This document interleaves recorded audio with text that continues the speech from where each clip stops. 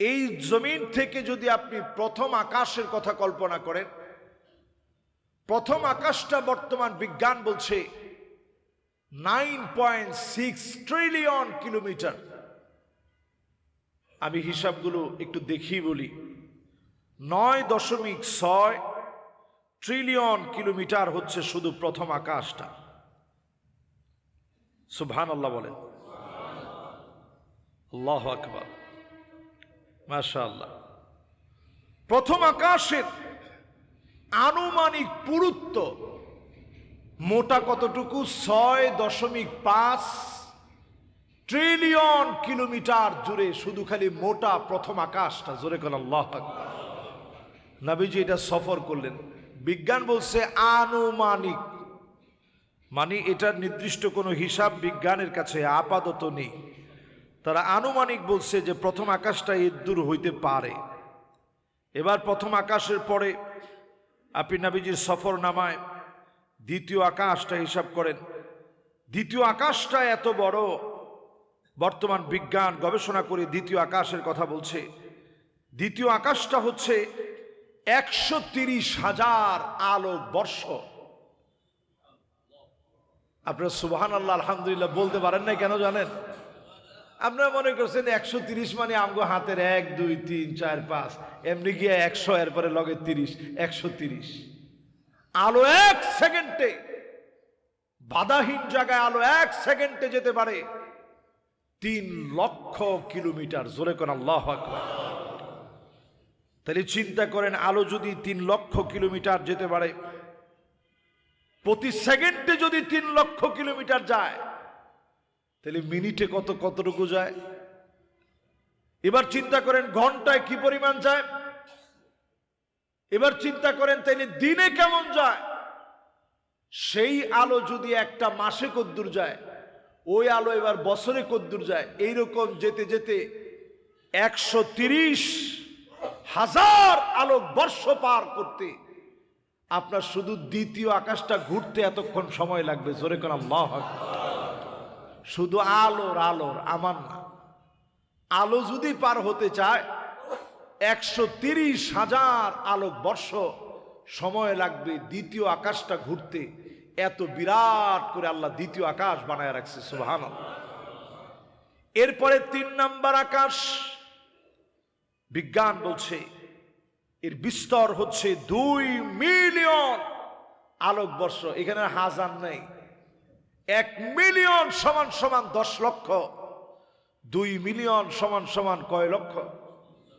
20 লক্ষ বছর যদি আলো চলতে থাকে, এই চলতে চলতে চলতে চলতে ঠিক যে জায়গায় গিয়ে থামবে, এই থামতে থামতে তৃতীয় আকাশ ঘুরতে পারবে।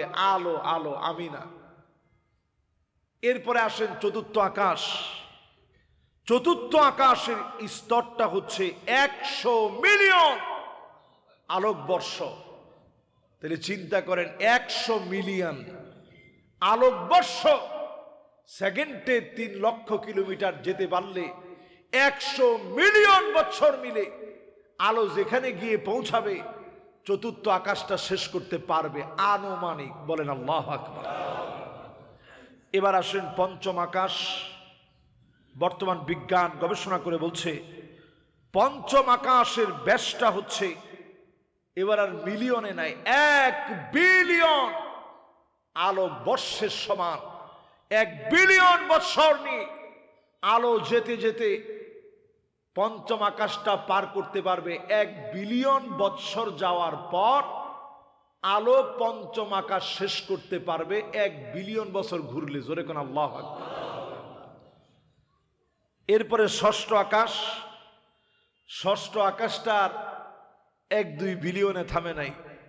ষষ্ঠ আকাশের পরিধি 20 বিলিয়ন আলোক বর্ষ।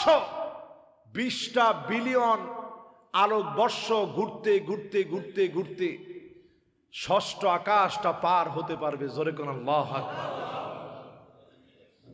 এরপরে রইল কোন আকাশ? সপ্তম আকাশ। বর্তমান বিজ্ঞান গবেষণা করে বলে এই সপ্তম আকাশের কোনো ধ্যান ধারণা আনুমানিকও আমাদের নাই। এটা এত বড় আনলিমিটেড, এর কোনো ধ্যান ধারণা আমরা করতে পারি না। আল্লাহু আকবার। এই সব নবীজিকে আল্লাহ পাক দেখালেন।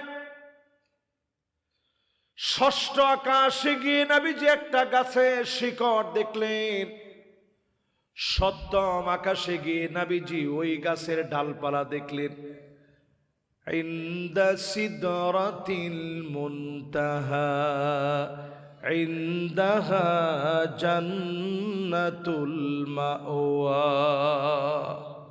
আমার নবী, আল্লাহু আকবার, নবীজি আমার ষষ্ঠ আকাশের মধ্যে গিয়ে দেখলেন একটা গাছের শিকড়, ওই গাছের ডালপালা জোড়ায় আছে সপ্তম আকাশ অবধি। আপনি চিন্তা করেন মালিক কি বানায় রাখছে। এক একটা মানুষের জান্নাত হবে 100 তলা। মানুষ সেদিন তাকায় বলবে, আল্লাহ কি দিলেন, এত বড় জান্নাত আমার জন্য কেন দিলেন, এত বড় জান্নাত কেমনে পাইলাম মালিক। আল্লাহ বলবে, গোলাম ওই যে ওই দিনের একটা কাজ আমার বড় পছন্দ হয়ে গেছে, এই জন্য তোর জন্য এত বড় জান্নাত দিছি। জোরে কোন সুবহানাল্লাহ। সেই জান্নাত কেমন? একটা তালা থেকে আরেকটা তালা হবে মা বাইনা কুল্লি দারাজাতাইনি বাইনা সামাই ওয়াল আরদ। জমিন থেকে আকাশ যত দূরে, আকাশ থেকে জমিন যত দূরে, আল্লাহর জান্নাতের এক তালা থেকে আরেক তালা হবে এত দূরে।